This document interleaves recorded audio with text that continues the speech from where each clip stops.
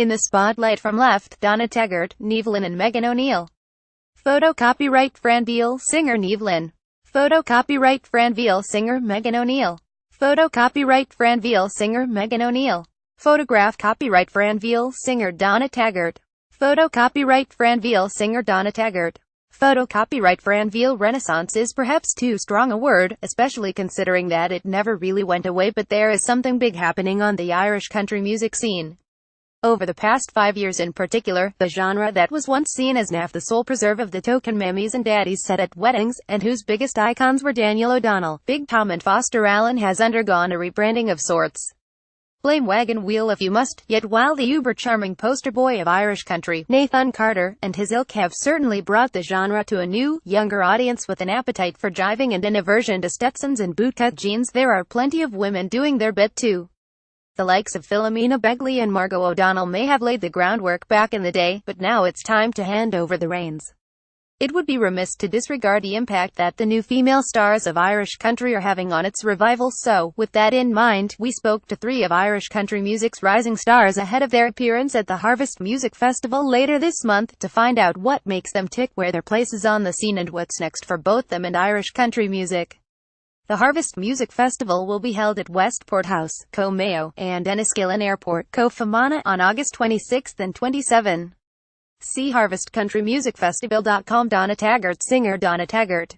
Photo copyright Fran Veal. Donna, 31, from Omagh, Co Tyrone, has released 2 albums to date, but found mammoth success last year when her cover of American country musician Jen Bostic's song Jealous of the Angels went viral on Facebook.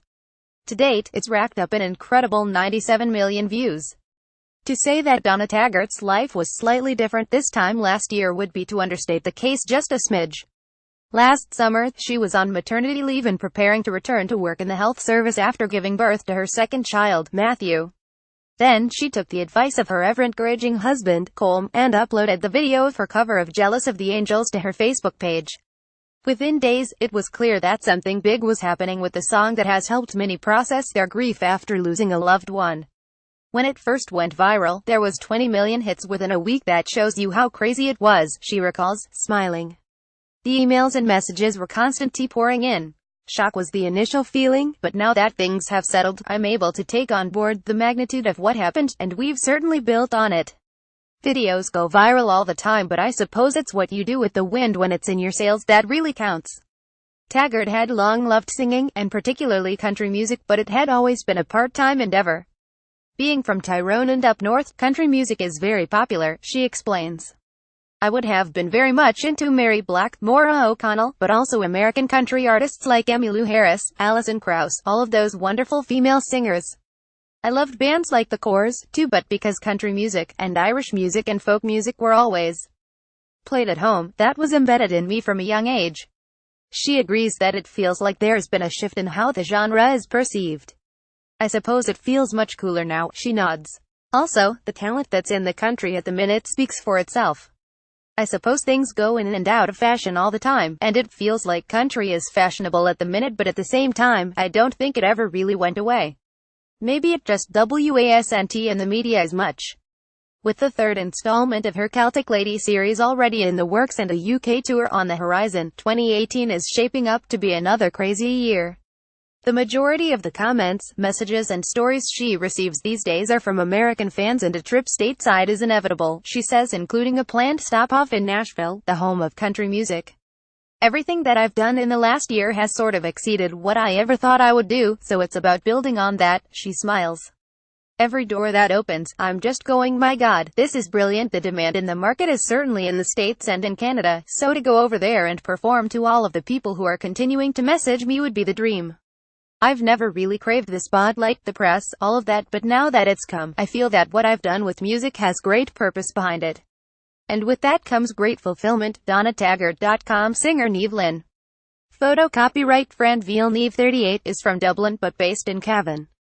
She has been described as Irish country's answer to Imelda May, thanks to her distinct style and her penchant for putting her own spin on a classic country sound best heard on her debut album, An Old-Fashioned Song, which was released last November. It often takes time for a person to uncover their true calling in life. Lynn had been through various incarnations, from her early days with the Dublin Gospel Choir, through her time as a teenager singing for residents in old people's homes and even fronting a wedding band. But one thing was for sure, she was always going to be a singer. After spending 4 years in her early 20s in a wedding band, real life, going back to college, getting married, having kids, building a house got in the way of her music. Then Wagon Wheel came out and I was down in our local in Mullico Cabin, she explains. They were like lunatics, dancing on the bar to it. It was unbelievable. A few weeks later, a musical acquaintance encouraged her to get back into singing, and specifically country music. I've always been told I have a country voice, but living down in Dublin, it was not cool to be singing country songs, she says. But me and my best friend used to sit in my room at 14, 15 years of age and listen to Patsy Cline, although we didn't tell anyone, she laughs. I was just always comfortable singing her songs. Trial runs of Lynn's country set in Cavan led to her partnership with LCM Promotions, who advised her to get a good song, a video, and to record it properly for radio. And they said you need to get an image, she says. I thought, alright, so I went off and that's exactly what I did. Her debut song and video, a cover of Billy Joe Spears' 1976 hit Sing Me, an old-fashioned song, complete with her impressively retro glam style, proved a hit, as did the subsequent album, which Lynn says is best thought of as an introduction. I've written loads of original songs, but I've never had the confidence to go in and record them, so I'm in the middle of that now, and looking forward to getting it finished. Although attention is focused on the Nathan Carters and Derek Ryans of the genre, the tables are turning for Irish female singers on the country scene too, she believes. I think that no matter what industry a woman goes into, it's always going to be harder. That's the reality of it, she shrugs. You just have to work, you have to push, and you have to fight. And not everyone is singing the old songs anymore, they're doing their own thing. But I thought there was a niche for something different. This is what I like and what reflects me. As far as ambitions go, Lynn plans a trip to Nashville, but when the time is right.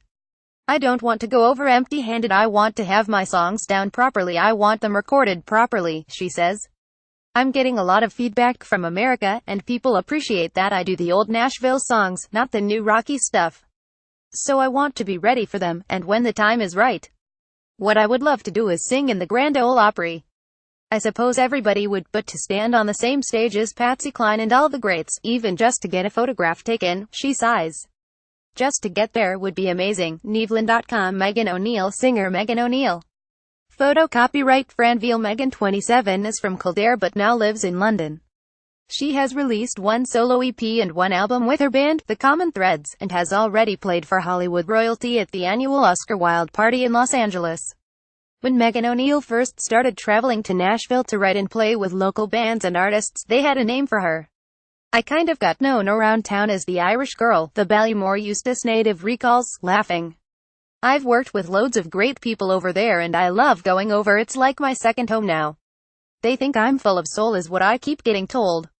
I'm not sure what that means, but it sounds like a compliment, so I'll go with it. Although O'Neill grew up in a musical household and was involved in musical theater as a child and teenager, she went on to study psychology at UCD. While there, she ended up getting a scholarship with the UCD Choral Scholars, which meant that I spent most of my time singing while I was studying. Anyway, she laughs. So by the time I graduated, I knew. I was like, I have to give this a go for a while. Although U.S. artists like Patsy Cline, Trisha Yearwood and Garth Brooks were a staple of her childhood alongside Irish artists like Mary and Frances Black, both of whom she cites as major influences, it took time for her to find her way into country. A temporary move to Nashville after graduating set her on that path. Moving to Nashville gave me a whole world view of songwriting, and not just songwriting for country, she says. Then I moved to London 2 years later, and I've seen the country scene in the UK go from being nothing to being one of the most popular genres right now.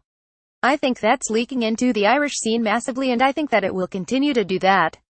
She's already caught the ear of some high-flying Hollywood types, too. In 2015, she performed at the Oscar Wilde Awards, the annual pre-Oscars party held in Los Angeles and hosted by director J.J. Abrams, while a song of hers narrowly missed out on being included in the soundtrack of a big Disney movie last year. It was just absolutely mind-blowing, she recalls. We were in LA for a week and we had showcases with Disney and Warner and loads of different people. I was walking around in a dream, non-stop.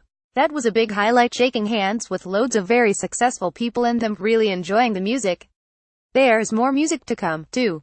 Although she released her solo EP in 2015 and followed it with an album with her band, Megan O'Neill and The Common Threads, the last February. Next on the list is a full-length solo album, which she's flying out to Nashville to record immediately after the Harvest Festival.